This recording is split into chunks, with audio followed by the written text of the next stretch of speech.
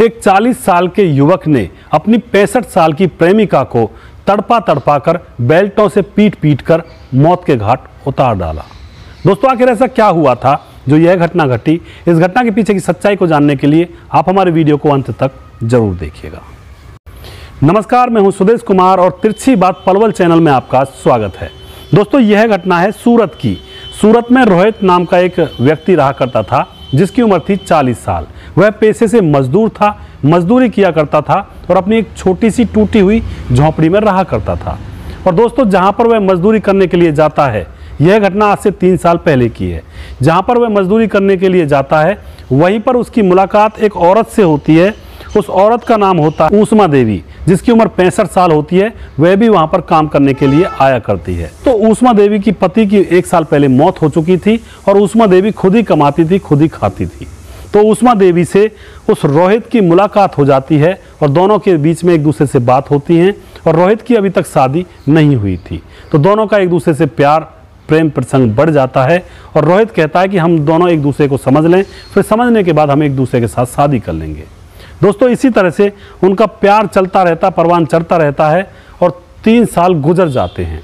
रोहित अब उसी के घर में रहने लगता है। रोहित अब ऊष्मा देवी के घर में ही रहने लगता है। ऊष्मा देवी घर पर हुआ करती है और रोहित बाहर कमाने के लिए जाया करता है। दोस्तों, एक रात क्या होता है, रोहित शराब पीकर अपने घर आता है और आकर के अपनी प्रेमिका जो कि 65 साल की थी, ऊष्मा देवी के ऊपर अपनी बेल्ट से प्रहार करने लगता है।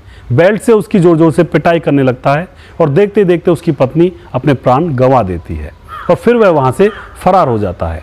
आस पड़ोस के लोगों को पता चलता है, वह इकट्ठा होते हैं, पुलिस को बुलाया जाता है। पुलिस आती है, मामले की छानबीन करती है और सीधा शक पुलिस रोहित के ऊपर करती है।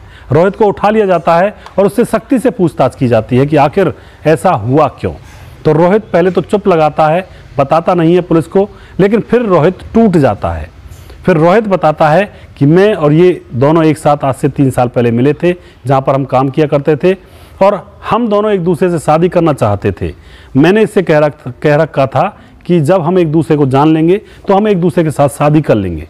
लेकिन 3 साल ऐसे ही गुजर गए और अब ये मुझसे रोज़ शादी करने के लिए कहा करती है कि आस पड़ोस के लोग ताने देते हैं, क्यों ना तुम मुझसे शादी ही कर लो। लेकिन मुझे अभी शादी नहीं करनी थी, मुझे अभी और कुछ कमाना था, लेकिन ये रोज़ रोज़ मुझसे शादी के लिए कहा करती थी।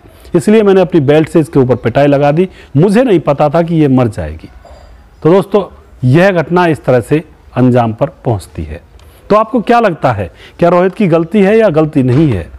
या फिर उसकी जो पत्नी बनने वाली थी ऊष्मा देवी, उसकी गलती है जो उसने ऐसे व्यक्ति से संबंध जोड़ा? तो आप क्या कहना चाहते हैं उस घटना के बारे में? अपनी राय कमेंट बॉक्स में ज़रूर लिखें।